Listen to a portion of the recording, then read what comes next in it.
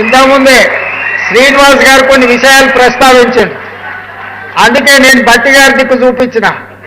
ఆయనది కమ్మమే, ఈయనది కమ్మమే, నాది కమ్మమే, నీది కమ్మమే. మరి మనకు కావలసిన నిధులు వారి నుంచే వస్తాయి కాబట్టి అందుకే నా వైపు తిరిగి నమస్తే పెట్టడానికి పోతే అటువైపు పెట్టమని అటు చూపించిన. మా జగదీష్ వస్తే ఆయన మిత్రుడే పొన్నం ప్రభాకర్ గారు కాబట్టి ఆయన నమస్కారం ఆయనకి ఇప్పించిన క్యాబినెట్లో ఆయన చెప్పే విషయాలు ప్రస్తావించడానికి. నేను గుంపు మేస్త్రినే, చాలా మంది అవహేళన చేస్తారు. నేనేమనుకోను, నేను గుంపు మేస్త్రిని, గుంపంతా నాది, గుంపు నేను మేస్త్రిని, ఈ గుంపంతా నాది, ఈ గుంపు నాది.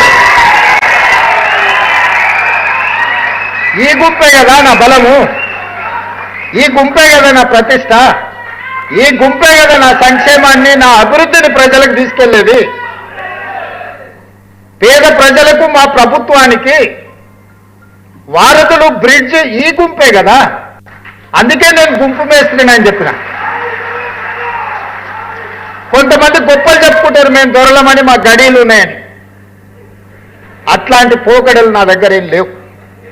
ఆ రోజైనా ఈ రోజైనా, ఆనాడు జిల్లా పరిషత్ మెంబర్గా ఉన్నా, లేదా ఎమ్మెల్సీగా ఉన్నా, ఎమ్మెల్యేగా ఉన్నా, ఎంపీగా ఉన్నా, కాంగ్రెస్ పార్టీ అధ్యక్షుడిగా ఉన్నప్పుడు మీరు ప్రేమతో రేవంత్ అన్న అని ఏ విధంగా పిలిచిందో ఈరోజు ముఖ్యమంత్రిగా కూడా మీరు రేవంత్ అన్నగా పిలిస్తేనే నాకు ఇష్టం. ఇది శాశ్వతం. మిగతా అన్నీ వస్తుంటాయి, పోతుంటాయి.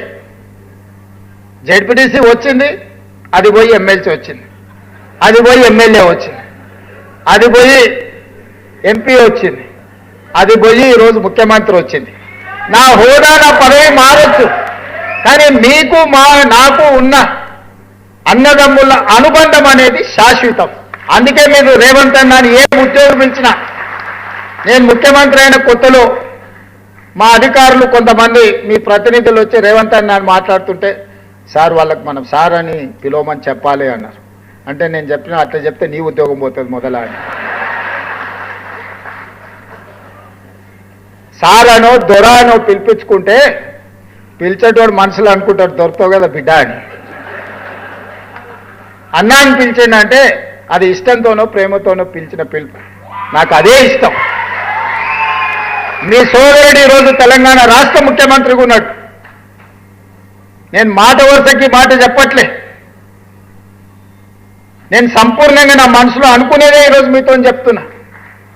నాకు ఒక బాధ్యత ఉంది, మీకు ఒక బాధ్యత ఉంది. మనందరం కలిస్తేనే 4 కోట్ల ప్రజలకు సేవ అందించగలం, సంక్షేమ ఫలాలను చేరవేయగలం.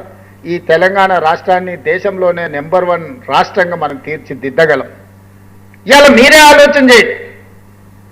మారిందల్లా మా 17 మందిమే ఉన్నది. మీరే ఎమ్మెల్యేలు, ఎంపీలు దాదాపుగా 50% పైగా పాత్రలే గెలిచి ప్రభుత్వ నిర్ణయాలు చేసే 17 మంది మాత్రమే మారినాం.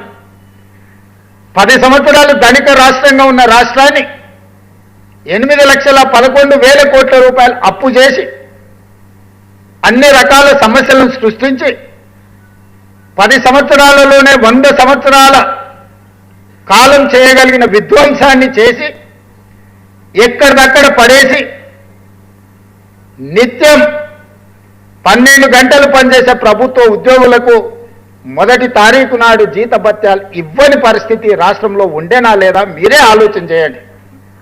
నేను ఒక్క మాట అడగదలుచుకున్నా మిమ్మల్ని. డిసెంబర్ 7, 2023 నాడు ప్రజాపాలన ప్రభుత్వం బాధ్యత తీసుకోకంటే ముందు డిసెంబర్ 1 నాడు మీకేమైనా జీతాలు వచ్చిండేనా మీరు ఒక్కసారి ఆలోచన చేయండి. విడతల వారీగా మీరెక్కడనో విధిలేని పరిస్థితుల్లో ఇన్స్టాల్మెంట్లల్లో మీరు ఇల్లు తెచ్చుకోనో, పిల్లల చదువుల కోసం తెచ్చుకోనో, లేకపోతే ఆరోగ్యం కోసం, తల్లిదండ్రుల ఆరోగ్యం కోసం మీరు లోన్లు తెచ్చుకొని ఇన్స్టాల్మెంట్లు మీరు కట్టుకుంటుంటే మీ యజమాని కూడా మీకు జీతాలు ఇన్స్టాల్మెంట్లలో ఇచ్చే పరిస్థితి ఉండే ఆ రోజు. ఏ రోజు కూడా 10 తారీఖు కంటే ముందు మీకు జీతాలు వచ్చే పరిస్థితి లేదు. మొత్తం జీతం ఒక్కసారి కూడా వచ్చే పరిస్థితి లేదు. వెనకటికి ఎవరు అనేది మేం పఠాన్లకు బాకీ, మాకు ఫకీర్లు బాకీ అని. రాష్ట్ర ప్రభుత్వం యొక్క పరిస్థితి మొత్తం గందరగోళం.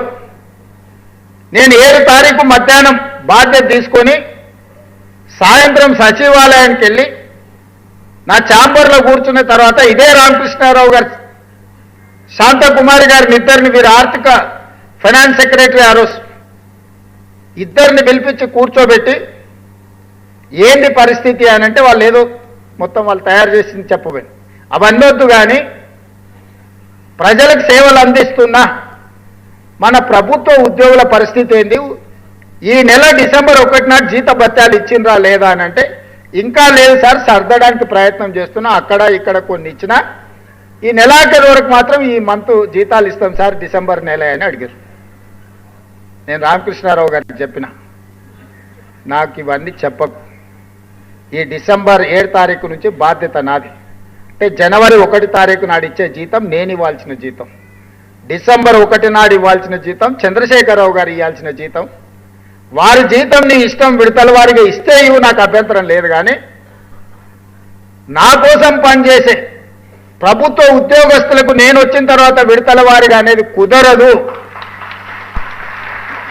అని 2024 జనవరి 1 తారీఖు నాడు మొదలుపెట్టి ఈ రోజు వరకు ఎన్ని సమస్యలు, ఎన్ని అవాంతరాలు, ఎన్ని అభ్యంతరాలు, ఎన్ని ఆర్థిక ఎగుడు దిగుడు పరిస్థితులు వచ్చినా మీకు 1 తారీఖు నాడు జీతాలు ఇచ్చినా లేదా మీరు ఒక్కసారి ఆలోచన చేయండి మిత్రులారా. ఇదే నేను గొప్పల కోసం చెప్పట్లేదు, మీకోసం గుర్తు చేస్తున్నా. నేను నా బాధ్యతను బాధ్యతాయుతంగా వ్యవహరిస్తున్నానా లేదా అని మిమ్మల్ని అడగడం కోసమే ఈరోజు ఈ అంశాన్ని మీ ముందు ప్రస్తావిస్తున్నా. మీరే కాదు, 58 సంవత్సరాలు ఉన్న ప్రభుత్వ ఉద్యోగస్తులను 61 సంవత్సరాలకు పెంచి ఆ రిటైర్మెంట్స్ అన్ని 2024 నుంచి మొదలైనవి.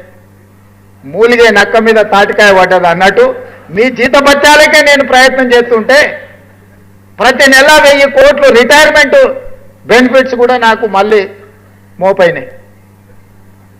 మా జగదీష్ కలిసినప్పుడల్లా 35 ఏళ్ళు సేవ చేసిరు సార్, పిల్లల పెళ్ళి ఉండే, ఆరోగ్యం లేదు, ఆపరేషన్ ఉంది, రిటైర్మెంట్ బెనిఫిట్స్ ఇవ్వకపోతే ఎట్లా సార్ అంటాడు.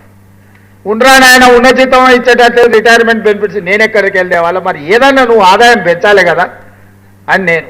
అయినా ఎప్పుడు మిమ్మల్ని చిన్నచూపు చూడలే, అన్ని ప్రయత్నాలు చేసినాం. కొద్ది కొద్దిగా నెలకు 200, 300 నుంచి 500, 500 నుంచి 750 కోట్లు ప్రతి నెల మీ రిటైర్మెంట్ బెనిఫిట్స్ లెక్క కట్టించినా సరిపోతలేవంటే మన ఒక రోజు చర్చలు వచ్చినప్పుడు ఇక ఏమన్నా కానీ నాయన 100 రోజుల్లో 6000 కోట్లు ఇస్తా అని చెప్పిన. మొదటి విడత 2000 కోట్లు ఇచ్చినా లేదా మీ జేఏసీ నాయకులని చెప్పమని ఈరోజు